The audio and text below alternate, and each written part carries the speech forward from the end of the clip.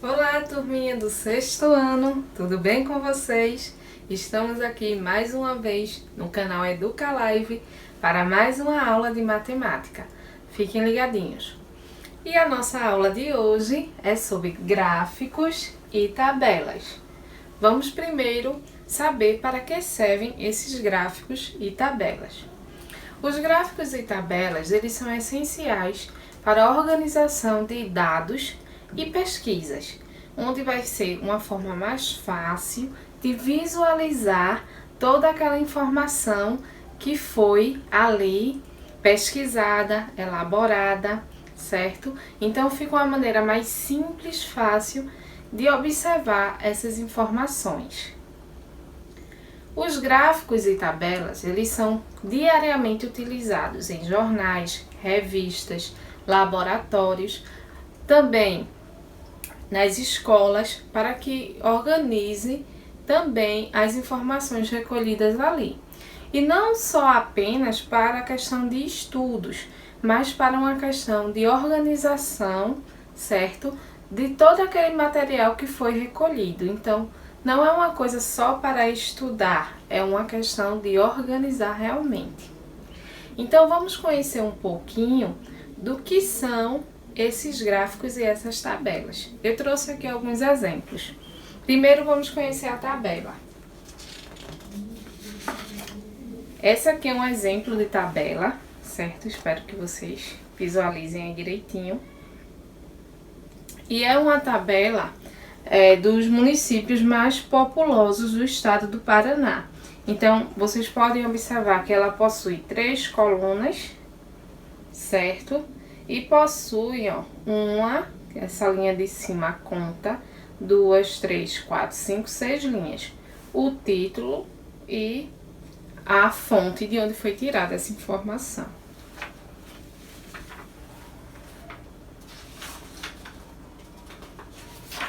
Temos também um dos mais conhecidos, um dos mais comuns também, igual com a tabela, é o gráfico de barras, certo? Onde aqui a gente pode observar os dados, tanto na vertical quanto na horizontal. Ele é separado por cores, certo? E o título dele.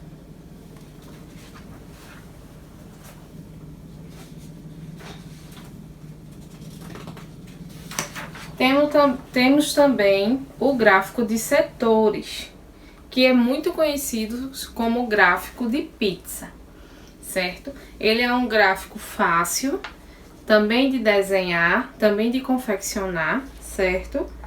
E fácil de visualizar e entender as informações que aqui foram contidas.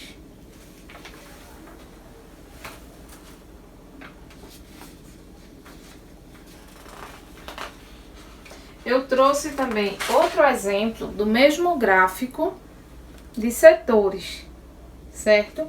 É o mesmo gráfico, só que aqui vocês podem perceber como ele está todo dividido, certo? Em compartimentos. Então fica melhor vocês entenderem porque ele é chamado gráfico de setores. Ele aqui tem todas as divisões dos compartimentos, certo? E com muitas cores. Agora vamos para o próximo gráfico, que é o gráfico de linhas. É um dos gráficos, assim, com uma compreensão mais difícil pelos alunos. Por quê? Porque você tem que entender que cada pontinho representado nessa linha é que vai indicar o que você quer saber sobre sobre aquelas informações que estão aqui. Então, também, se a linha sobe ou se a linha desce, certo? A direção dessa linha é que vai nos guiar para o que está sendo proposto ali no nosso gráfico, ok? Então, gente, o que eu quero mostrar para vocês também é que um gráfico e uma tabela não é apenas colocar lá as informações. Para que aquelas informações que estão ali, ela tenha uma credibilidade, certo? É importante que ele tenha alguns elementos. E também para facilitar a nossa leitura e compreensão das informações que ali estão. Porque não adianta a gente fazer um gráfico e não entender nada do que está ali, certo? Então é importante que a gente coloque todos os elementos e entenda os elementos que compõem esse gráfico e essa tabela. No caso aqui da nossa tabela, certo? Nós temos o título da tabela, certo? O corpo da tabela, que é onde estão contidas as informações, certo? Os seus setores, né? Tem a primeira coluna, a segunda coluna, a terceira coluna. E a fonte. A fonte, ela fica embaixo, né? O título sempre vai ser em cima e a fonte embaixo. E as organizações da tabela vai ser de acordo com a formatação que melhor for para colocar aquelas informações, aqueles dados. Porque nesse caso aqui ela tem três colunas, mas ela pode ter mais colunas, pode ter menos colunas. Ela vai dar credibilidade àquelas informações que estão ali, porque a fonte é de onde foi retirado esses dados que são de grande importância para essa pesquisa, essa apresentação. Então, por isso que é importante observar para ver se aqueles dados são verdadeiros, certo? Se tem credibilidade. É observar a fonte, ok? E se você se depara, mas professora, eu me deparei com uma tabela ou com um gráfico, mas de que fala esse gráfico? De que fala essa tabela? Então, justamente por isso que vem com o título, ó. Esse aqui, esse gráfico de setores, ele vem com o título, né, Desmatamento na Amazônia. Então, o desmatamento na Amazônia não é de hoje, é de muito tempo, mas ele abrange que período? Ele abrange o período de 2001 até 2008, certo? E quem foi que fez essa pesquisa, que informou esses dados? Então, ó, tem aqui a fonte, certo? Que foi do ProEnem, certo? Que pegou essa imagem, uma imagem retirada da internet, do Google, no site do ProEnem. Então, eu sei que essa informação aqui, ela foi retirada da internet, no site do ProEnem, certo? Que continha lá esse gráfico falando sobre o desmatamento da Amazônia.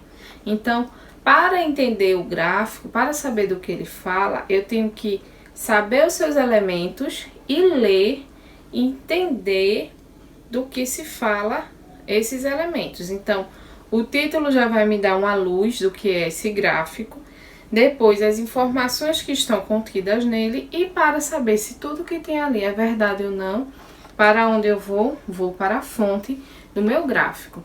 Então, a leitura de gráficos, ela é muito importante na matemática, certo? Porque vai nos dar esse entendimento sobre grandes informações. Então, ao invés de você ler um texto enorme falando sobre o desmatamento da Amazônia, você tem essas informações compactadas, organizadas em números de maneira mais fácil e prática aqui nos nossos gráficos, ok? Então, por isso que a gente trabalha na matemática com gráficos e tabelas. Também pode haver a transformação. Então, essas informações que estão aqui, eu posso transformar em uma tabela, e as informações de uma tabela eu posso transformar em um gráfico. Então, a mesma coisa essa tabela aqui.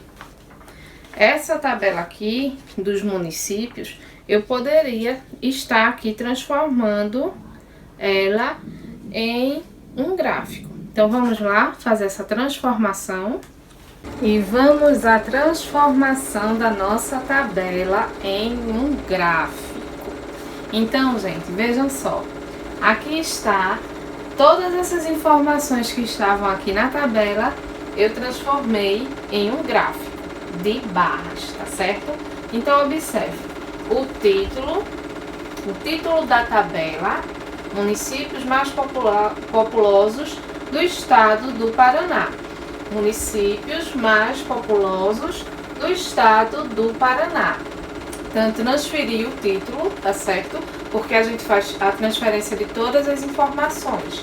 Então, a primeira coluna que tem aqui, de A até E, certo? Elencando do município que tem mais população até o que tem menos população.